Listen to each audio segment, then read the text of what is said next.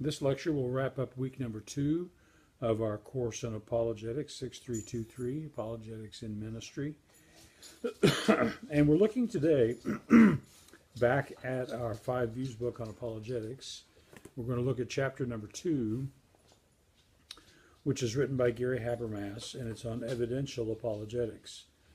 Now, just a word about Gary and about his topic. Gary is a professor at Liberty University at the seminary there, and he has spent most of his career as a professor at that school. He's one of the reasons why Liberty Seminary has had a high profile, because he is a much published author, brilliant man, a man whose works I've profited from immeasurably over the years. A little quirky occasionally. He's wrote a book on the Shroud of Turin that some evangelicals have looked at and thought, well, that's maybe not where we want to spend our apologetic energies. Nonetheless, he has done some great work, and that work is distilled in this little chapter in the 5 Views on Apologetics book. Now, in terms of evidentialism, and the point that he makes in the first couple of pages of the chapter is evidentialism departs from the classical method of Craig that we had in chapter 1, primarily in the sense that it's a one-step approach. That's his way of describing it. That with Craig, you have this notion of first establishing evidence for the existence of God, the theistic arguments, and then secondly, you move in on the one key historical issue that is so crucial for understanding the gospel and for winning people to Christ, which is the resurrection. And what Habermas says here, by the way, it is pronounced Habermas. There was a European philosopher named Jürgen Habermas, not to be confused with them, though their name is spelled the same, last name. But for Habermas, we can really jump into the evidential issue at just about any point. Although he doesn't, at the end of the story, doesn't say just at any point. He wants to make a case, and this is about halfway through the chapter, make a case for what he calls the minimal facts approach. I'll come back to that in just a moment. But he starts out here by talking about what the key issues, and I think he lists 7 key issues for understanding evidentialism.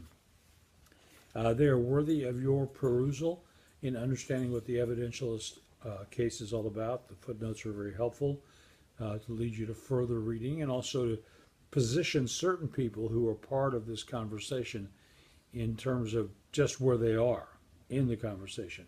And so I would commend both the text and the footnotes of this, and don't forget to read the responses, though I will not have time in this brief lecture to say anything about the responses themselves.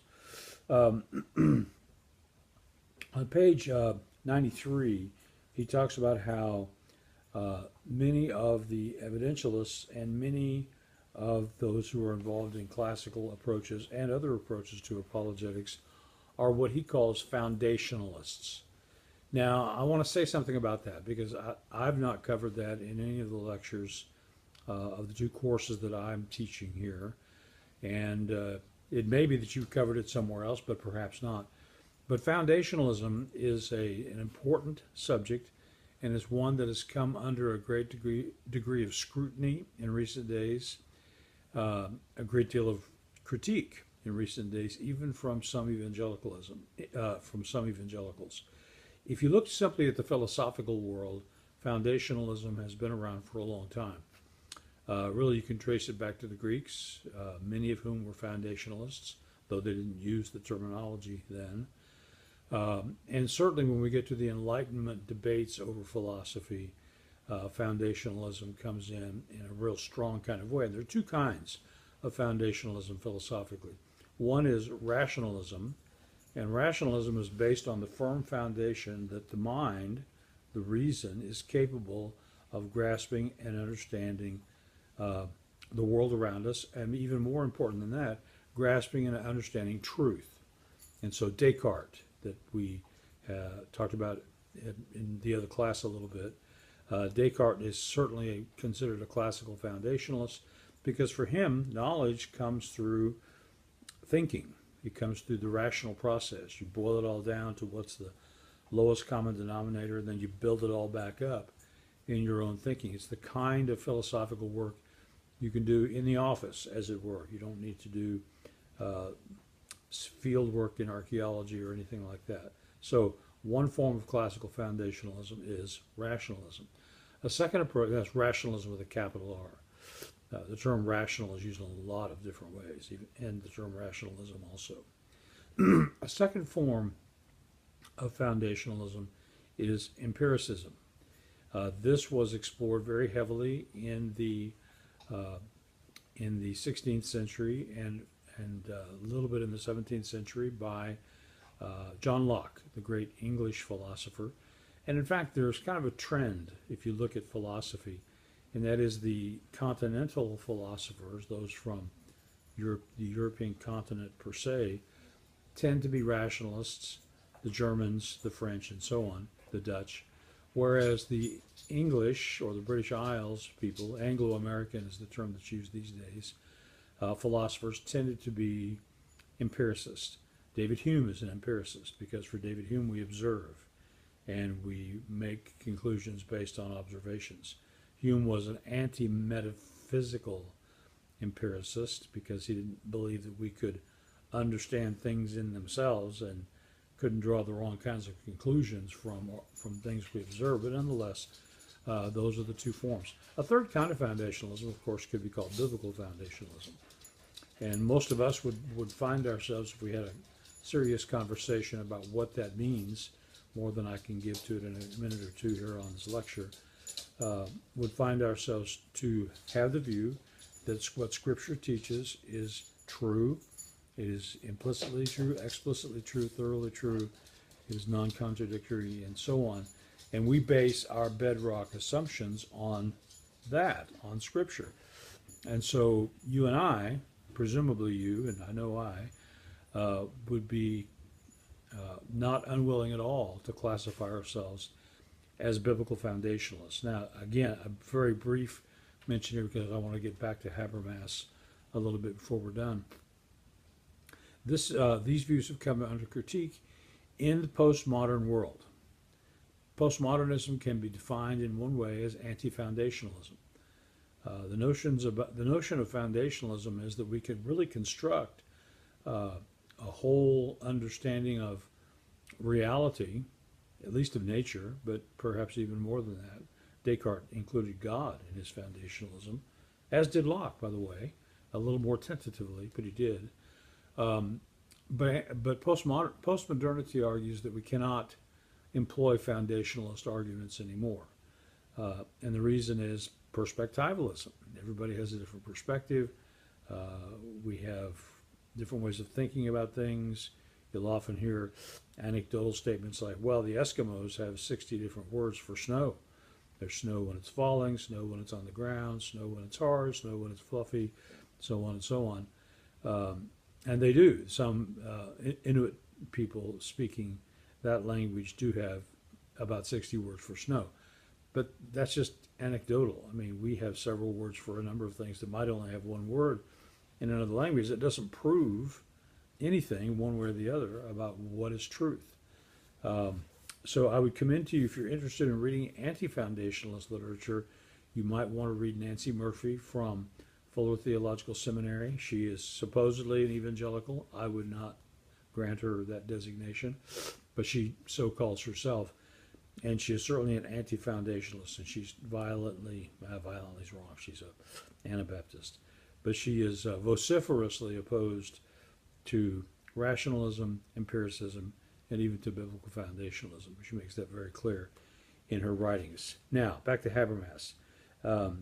His minimalist facts approach that he takes up is worthy of saying something about, because he indicates that there are two things that limit the minimalist facts approach. One is that we have data in Scripture, and here, of course, in dealing with apologetics, we have data in Scripture that enables us to know enough about a particular historical event, say in the Gospels or Acts or somewhere else, that we can talk intelligibly about it.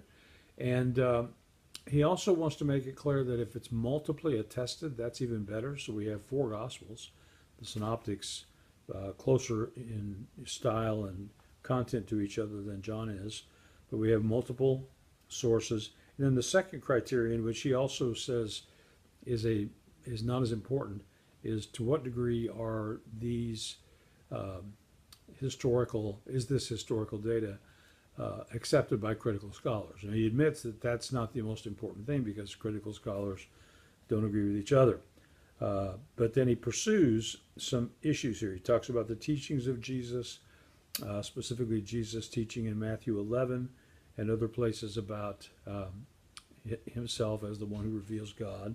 He goes into the designations of Son of Man and Son of God, and essentially argues that if Jesus named himself those ways, with the background from Old Testament and Judaism in mind on those two terms, that he is essentially putting himself in the position of being God. He talks in here about the fact that Jesus came to establish the kingdom.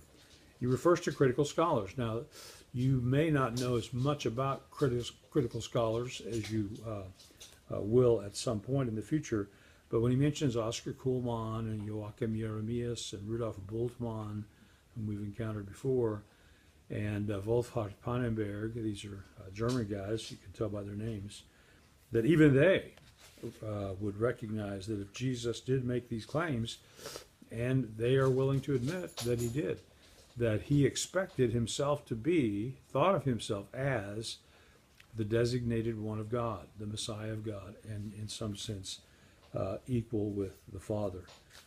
Goes into a little bit here on other approaches to critique the standard evidentialist